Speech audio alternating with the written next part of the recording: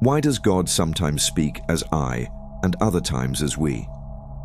At first glance, it may seem like a simple grammatical choice, a linguistic oddity. But what if this shift in divine language speaks of something far deeper, something that transcends human understanding and points to the very essence of the universe itself? What if it unveils the true nature of creation, the divine, and our place within it?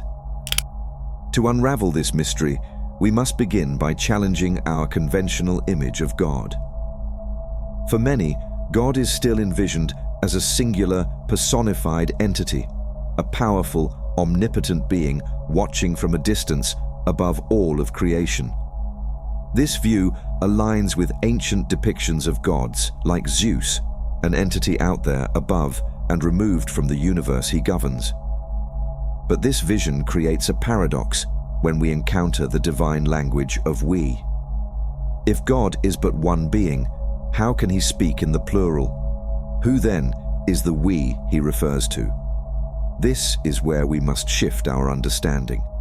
The truth is, God is not a distant observer, a detached monarch above the universe. God and the universe are one, inseparable, interwoven, and harmonious. The universe is not a chaotic collection of parts. It is a divine system, an ordered whole, where every law, force, and vibration operates under the governance of divine will. These laws are not separate from God.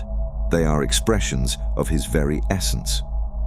When God speaks as we, he is not referring to separate beings. He is speaking of the divine system itself, the laws and forces that permeate creation.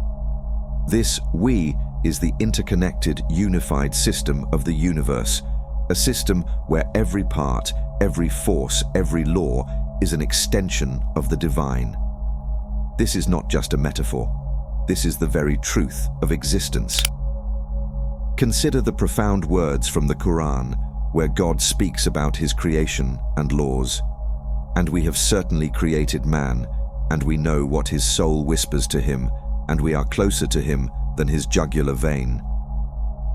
Here, God speaks of his intimate connection to creation, not as an external observer, but as an integral force within it, closer than any being can imagine.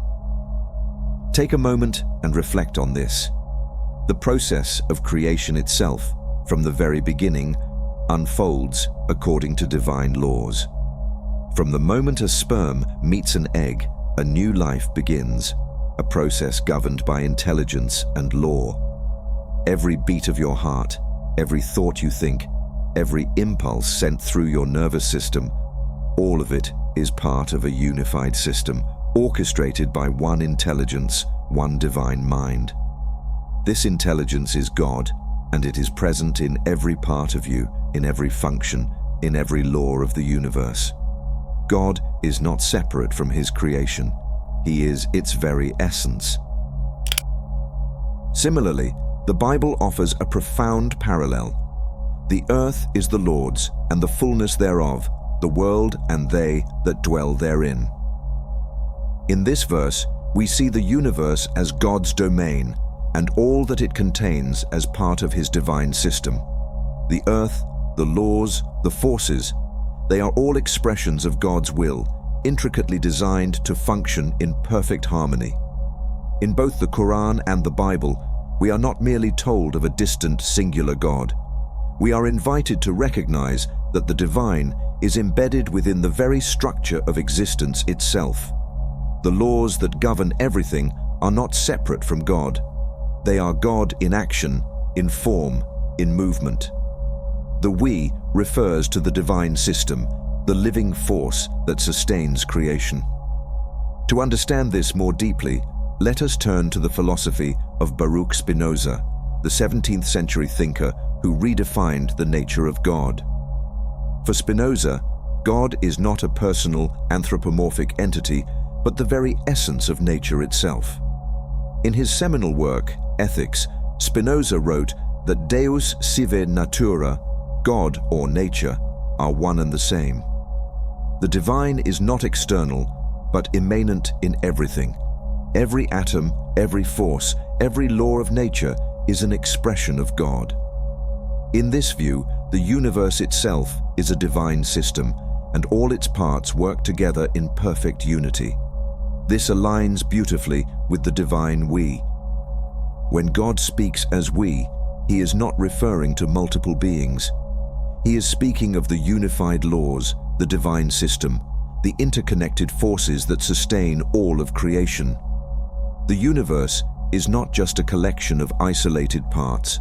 It is a single, living organism where every law, every force is an extension of the divine.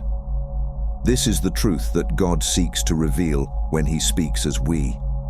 The divine is not outside the system, it is the system.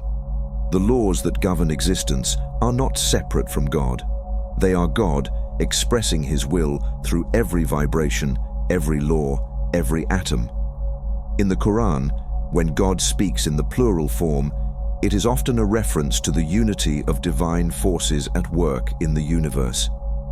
A notable example can be found in the verse, "And we sent down from the sky rain in measure, and we gave it to you to drink, and you are not the ones to store."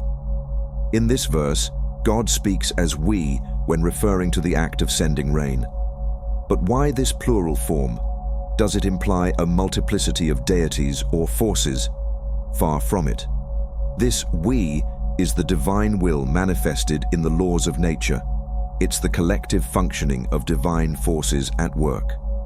The rains don't fall because one solitary figure has commanded it, but because the entire system of creation, the divine intelligence, the laws of nature, the atmospheric forces, the Earth's cycles, work together as one.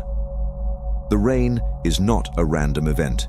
It is a manifestation of divine will that works in unison with the natural laws of the universe. The divine we reflects the unity of forces, energies, and laws that make up the whole system. In the Bible, we find similar phrases where God speaks in the plural, "Let us make man in our image, according to our likeness."